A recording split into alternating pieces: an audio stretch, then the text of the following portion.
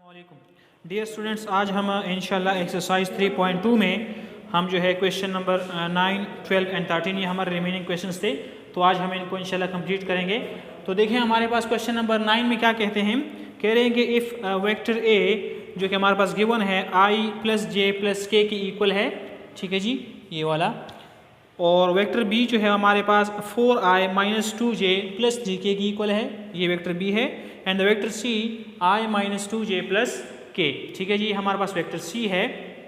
तो कह रहे हैं कि इसमें हमने क्या करना है, इसमें हमारे पास फाइंड अ वेक्टर, इस तरह का वेक्टर हमने मालूम करना है ऑफ मैग्नीट्यूड 6 यूनिट्स, जिसका मैग्नीट्यूड 6 यूनिट्स हो, which is parallel to vector 2a minus B plus 3g। जो हमारे पास इस वेक्टर जो कि हमारे पास है 2a minus B plus 3c, इस वेक्टर के पैरेलल हो, लेकिन वो उसका मैग्नीट्यूड 6 होना चाहिए, ठीक है। तो सिंपल सी बात है, हम इसका यूनिट वेक्टर मालूम करेंगे, किसका 2a minus B plus 3c का हम यूनिट वेक्टर मालूम करेंगे, फिर उसको हम 6 से मल्टीप्लाई कर लेंगे, तो वो उसका मैग्नीट्यूड जो होगा वो ऑटोमेटिकली 6 हो जाएगा, ठीक है। सो इसमें देखिए हमने क्या किया है, हमारे पास गिवन है वेक्टर पहले से ही 2a minus B plus 3c, हमारे पास ये वेक्टर गिवन है, इसमें हमने a की, b की और c की वैल्यूज़ पुट कर दी। जब हमने पुट किया 2 को अंदर इधर मल्टीप्लाई कर दिया, हमारे पास आ गया 2i plus 2j plus 2k, और इधर माइनस अंदर मल्टीप्लाई किया तो minus 4i plus 2j minus 3k हो गया, और इधर जब हमने 3 अंदर मल्टीप्लाई किया तो 3i minus 6j plus 3k ये हमारे पास आ गया जी, ठीक है। अच्छा, इसके बाद हम a को हमने i, ये वाला और ये वाला i, इन तीनों को हमने कंबाइन कर लिया है, और इसमें से i भी हमने कॉमन ले लिया है, ठीक है जी। सो i हमने कॉमन ले लिया, पीछे 2, ये वाला माइनस 4 और ये प्लस 3 i हो गया, इसी तरह फिर 2 प्लस 2 माइनस 6 और j, ठीक है जी, इसका यूनिट वेक्टर, और k के लिए 2 माइनस 3 प्लस 3 और k यूनिट वेक्टर इसका बाहर आ गया, ठीक है जी। हमने जब इनको सॉल्व किया तो हमारे पास 1i minus 2j plus 2k, ये हमारे पास वो वेक्टर आ गया जी। अब हमें क्या चाहिए, इसका यूनिट वेक्टर चाहिए ताकि हमें इसकी डायरेक्शन मालूम हो जाए, ठीक है जी। अब हम देखें इसके हम क्या करते हैं, now the magnitude of a is equal to under the root of, इसके कंपोनेंट्स के हम i हटा लेंगे, बाकी जो इसके कंपोनेंट्स होंगे उसके साथ हम स्क्वायर ले लेंगे, ठीक है। सो हमने स्क्वायर ले लिया i का स्क्वायर प्लस माइनस 2 का स्क्वायर प्लस 2 का स्क्वायर जी। जब हम इनको सॉल्व किया तो 1 प्लस 4 आ गया, which is under the root 9। So under the root 9 is equal to 3, ठीक हो गया। So magnitude of a vector a is equal to 3, हमने मैग्नीट्यूड भी मालूम कर लिया है। आओ now direction of a, direction हम किस तरह मालूम करते हैं, unit vector. So unit vector a is equal to the original vector a divided by its magnitude, ठीक है जी। सो हमारे पास ओरिजिनल वेक्टर ये हमने मालूम किया हुआ है, इसको हम इसके मैग्नीट्यूड पे डिवाइड कर लेंगे। तो जब हम डिवाइड किया हमारे पास अब यूनिट वेक्टर आ गया, लेकिन हमें कौन सा वेक्टर चाहिए, वो वेक्टर जिसका जो मैग्नीट्यूड हो वो 6 हो। हमने पढ़ा कि यूनिट वेक्टर को जो मैग्नीट्यूड होता है इसका, वो किसकी इक्वल होता है, 1 का, लेकिन हम इसके जब 6 से मल्टीप्लाई कर लेंगे तो इसका मैग्नीट्यूड ऑटोमेटिकली 6 हो जाएगा। तो हम let B be the vector, B वो वेक्टर है ऑफ मैग्नीट्यूड 6 यूनिट्स, जिसका जो मैग्नीट्यूड है वो 6 यूनिट्स है, पैरेलल टू वेक्टर ए, जो कि इस वेक्टर के पैरेलल है, ठीक है जी। सो हमने क्या किया, 6 को मल्टीप्लाई कर दिया इस यूनिट वेक्टर के साथ, सो 3 और 6 कैंसिल हो गए, सो हमने 2 अंदर मल्टीप्लाई किया, हमारे पास आ गया 2i minus 4j plus 4k, और ये हमारे पास वो वेक्टर है जिसका जो मैग्नीट्यूड होगा वो 6 होगा, ठीक है जी। अब हम क्वेश्चन नंबर 12 की तरफ आते हैं।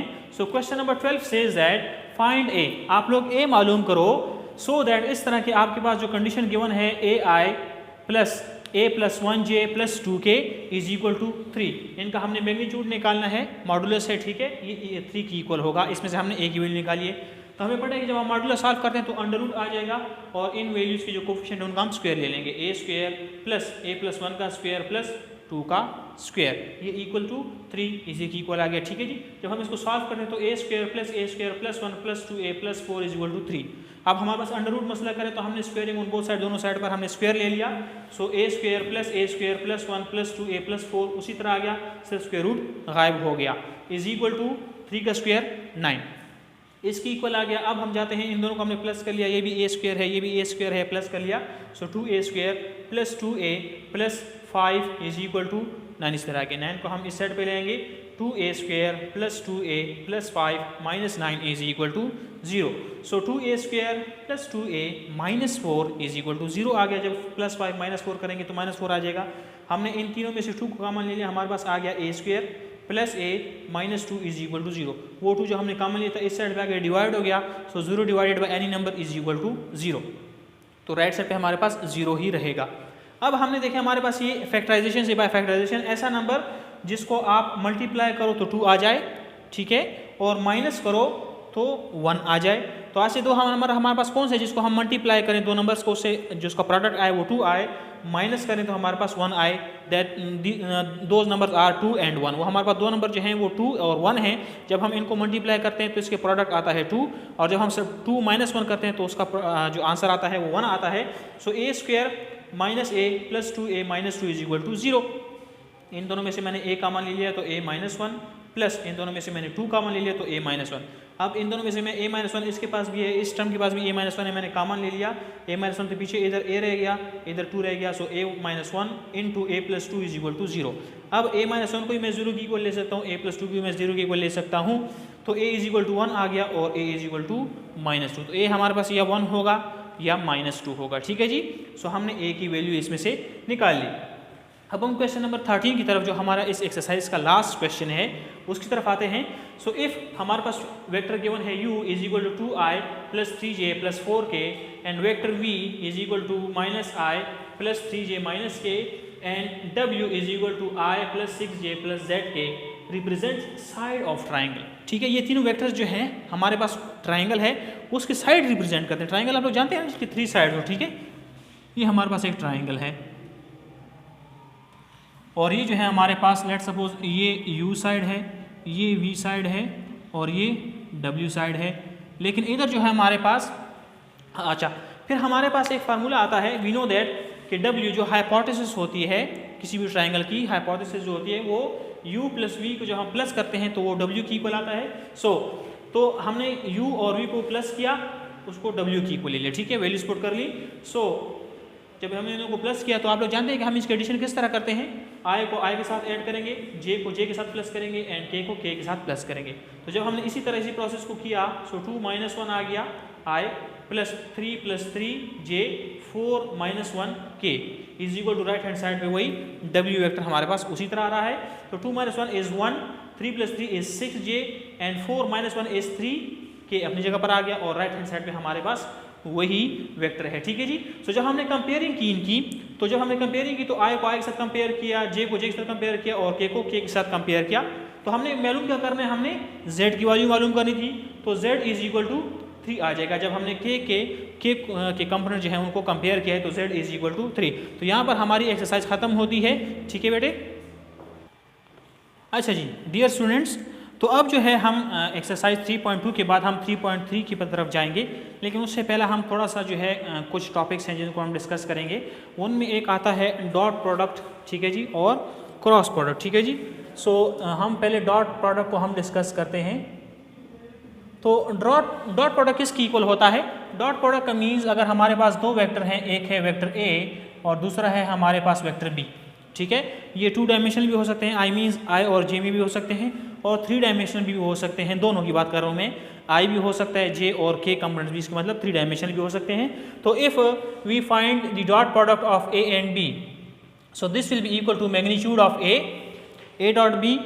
डॉट प्रोडक्ट किसकी इक्वल होगा? Magnitude of a magnitude of b into cos of theta, ठीक है जी। अच्छा, इस फार्मूले से हमें एक चीज़ ये मालूम होती है कि हमारे पास a डॉट b जो है magnitude of a magnitude of b and cos theta.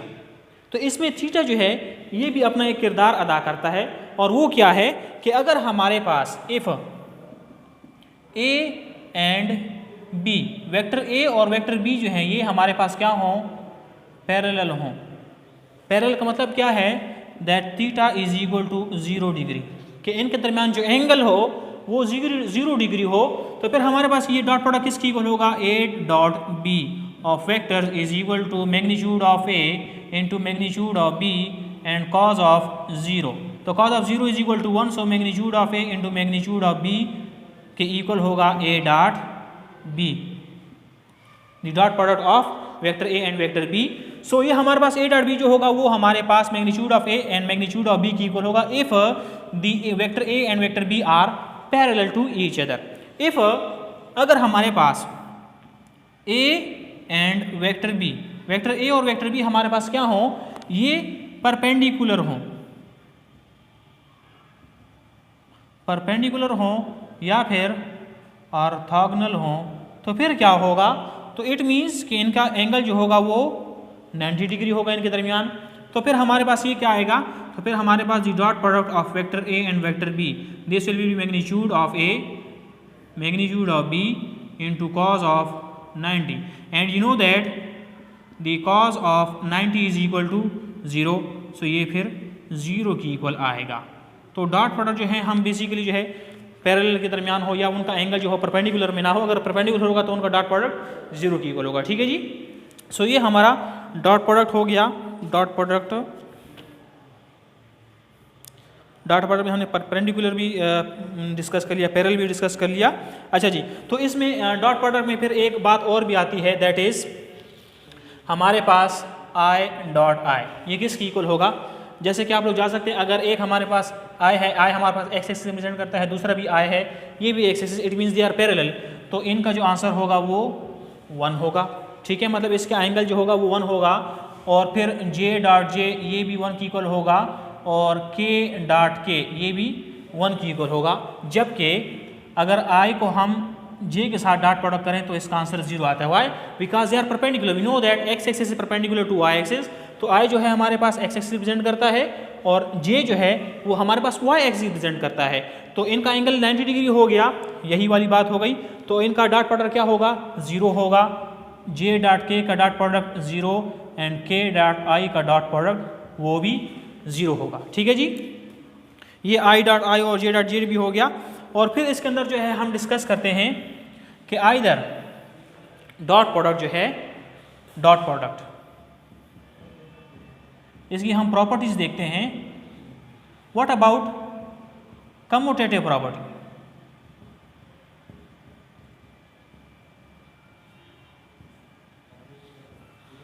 So dot product अगर हम देखें तो dot product A dot B, तो ये जो है ये कम्यूटेटिव है। ठीक है जी, dot products of two vectors is commutative. I mean that A dot B जो होगा, इससे जो हमारे पास आंसर होगा वो इक्वल होगा अगर हम बी डॉट ए करें। ठीक है जी, सो इससे कोई इशू नहीं पड़ता कि आप पहले बी को लिखते हैं या पहले ए को लिखते हैं, बिकॉज दे आर कम्यूटेटिव। ठीक है जी, और जो इसके अंदर डिस्ट्रीब्यूटिव प्रॉपर्टी है और एडिशन, डिस्ट्रीब्यूटिव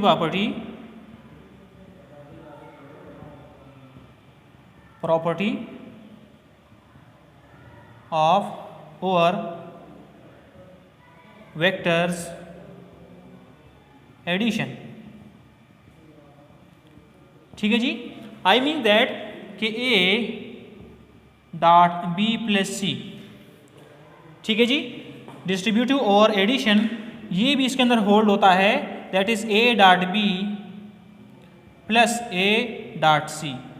अगर हम b प्लस सी को पहले मल्टीप्लाई प्लस करते हैं और फिर उनके जो उससे जो आंसर आता है उसके साथ हम a को a का डॉट प्रोडक्ट करते हैं, तो उससे जो आंसर आएगा वो a डॉट बी के प्रोडक्ट और a डॉट सी के प्रोडक्ट को जब हम प्लस करते हैं तो उसके इक्वल आएगा। ठीक है जी, सो डिस्ट्रीब्यूटिव प्रॉपर्टी और vector additions holds in the dot product. ठीक है जी, and commutative property also holds in the dot product. इसके बाद हम आते हैं डायरेक्शन कोसाइन की तरफ और डायरेक्शन एंगल्स की तरफ। So what is basically direction angle?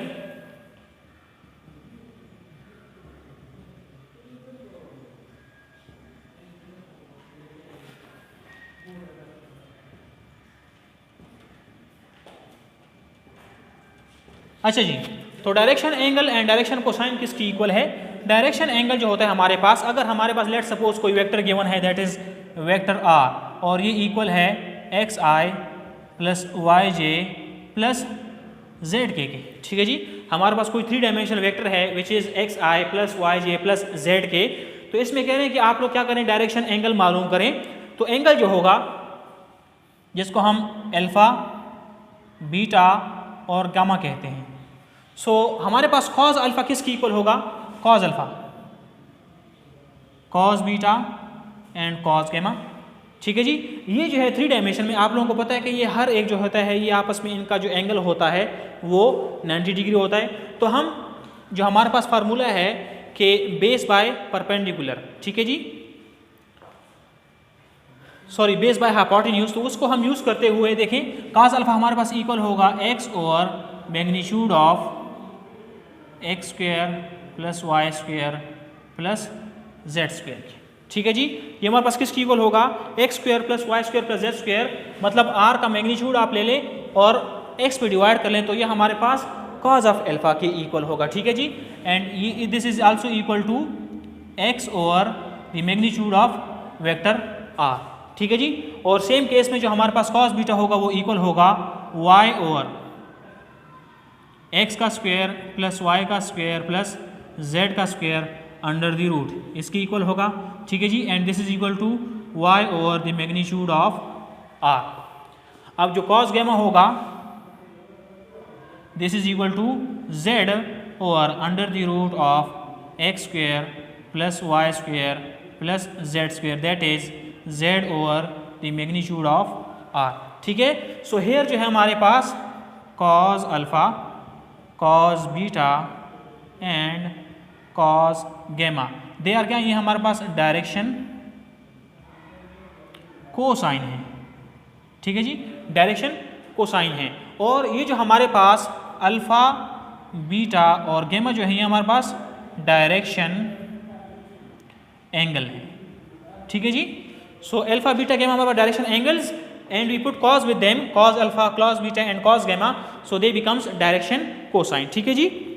इसके बाद हम आते हैं एंगल्स। अगर हमारे पास दो वेक्टर्स गिवन हो उनके दरम्यान हमने एंगल मालूम करना है तो उसका फार्मूला क्या है, उसका फार्मूला जो है बेटा आप लोगों के पास cos theta, this is equal to a dot b over magnitude of a divided with magnitude of b, a dot b over magnitude of a into magnitude of b। ठीक है जी। हम जो हमारे पास अगर दो वेक्टर्स हैं a और b, दो वेक्टर्स, इनके दरम्यान हमने एंगल मालूम करना है तो हम क्या करेंगे, cos theta is equal to a dot b, a vector a और वेक्टर बी का हम डॉट प्रोडक्ट मालूम करेंगे, उसको हम डिवाइड कर देंगे magnitude of a multiplied with the magnitude of B.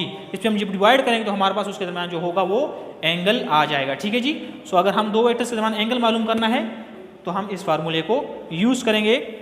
और इसके बाद हमारे पास एक फार्मूला रह जाता है, that is work done by a constant force. तो वर्क डन आप लोगों ने फिजिक्स में भी पढ़ा होगा कि वर्क डन जो है हम किस तरह मालूम करते हैं। वर्क डन का जो हमारे पास बेसिकली फार्मूला होता है वो है W is equal to work is equal to force into displacement cos of theta, f s cos theta. F हमारे पास क्या है, फोर्स, एस हमारे पास जो है वो distance and cos theta is the angle between force and जो हमारे पास डिस्टेंस है, डिस्प्लेसमेंट है। तो ये हमारे पास वर्क का फार्मूला है। अगर हमारे पास दो वेक्टर्स हैं, कह रहे हैं कि दरमियान वर्क कितना हुआ है, तो we will use this formula. ठीक है स्टूडेंट्स। तो इंशाल्लाह हम नेक्स्ट लेक्चर में जो है अपना 3.3 स्टार्ट करेंगे और उनके अंदर जो हम ये सारी बातें डिस्कस करेंगे और इन जो फार्मूलाज हैं या जो हमने ये सीखा है हम इनको इस्तेमाल करते हुए अपना जो है 3.3 को सॉल्व करेंगे। ठीक है जी स्टूडेंट्स। ओके बेटा, अल्लाह हाफिज़।